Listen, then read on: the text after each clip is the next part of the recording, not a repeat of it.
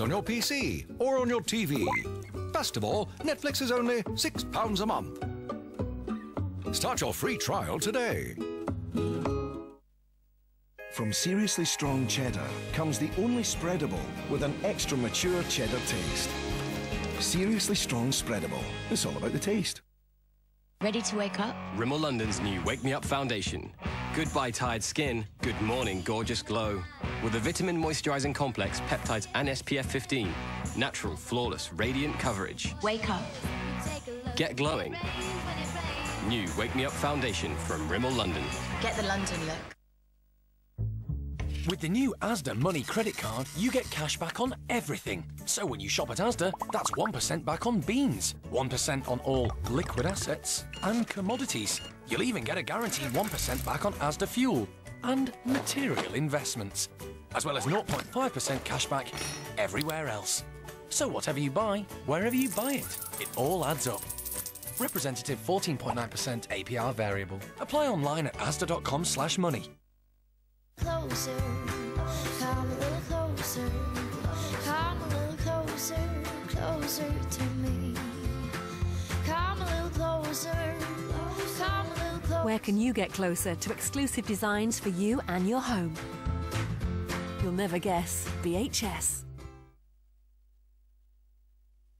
Piers Morgan meets an Olympic hero. The greatest British female athlete ever. Whose path to glory has not been smooth. Just couldn't cope with the disappointment all the time. Share the tragedy and the triumph. I have given my soul out here on this show. Heart to Heart with Dame Kelly Holmes. Piers Morgan's Life Stories, Friday at 9 on ITV1.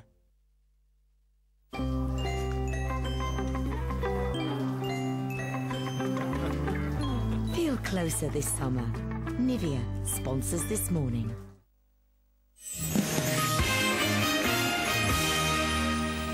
Welcome back. Almost a year ago, Claire Osborn felt a tickle in her throat and did what we all do. She coughed.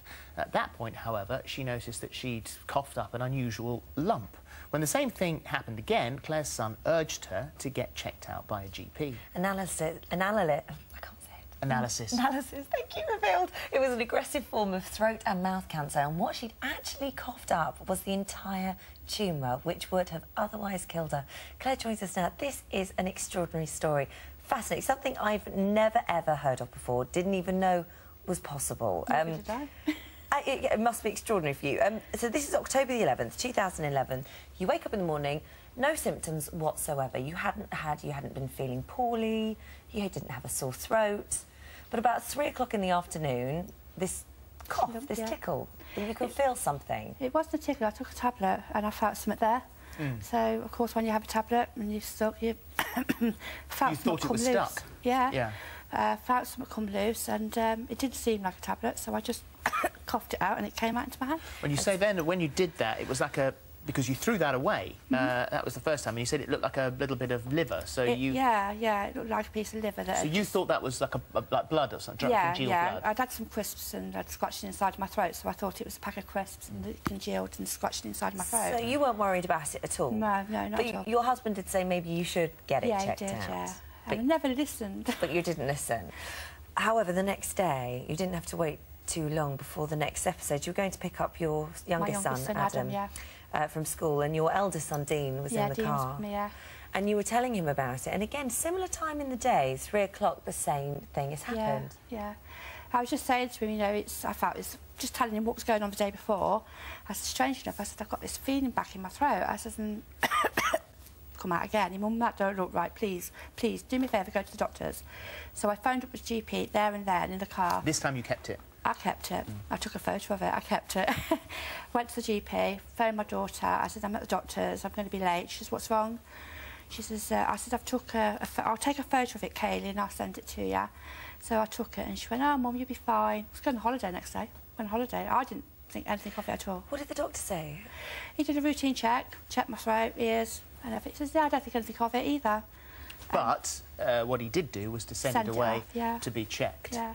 And then, as you say, you went away on holiday and didn't really think very much about it. You'd actually given the doctor's surgery the wrong telephone number, so they couldn't get back in touch with you when they wanted to. Yeah. And so when you came back, some time later, you communicated By letter? I had a letter from a GP. On my eye, I've got a little mark, which can be related to cholesterol. But I've had all them checked, and that's fine. And he did say I could have cosmetic surgery. Well, it doesn't really bother me. I'm not out to look for anything else, so, right. you know. So, I opened this letter on a Saturday morning. I had 2 letters. One was from the hospital, maxillofacial. So I thought, oh, he's sending me for this cosmetic surgery, but also a letter to phone my GP. Yeah. So I phoned the GP Monday. Never thought anything of it. I just thought this maxillofacial surgery was for my eye. Yeah.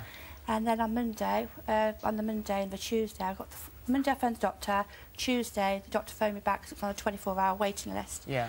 And my GP called me back. She wanted me to go into surgery, but I don't know why. For some unknown reason, I just felt well, it's when they say something like, you know, we'd really rather not discuss this over the phone. That's when it rings the alarm bells a little bit. Yeah. And I said I don't want to come in. I mean, I suffer with anxiety and panic attacks anyhow, so that I really didn't want to go there.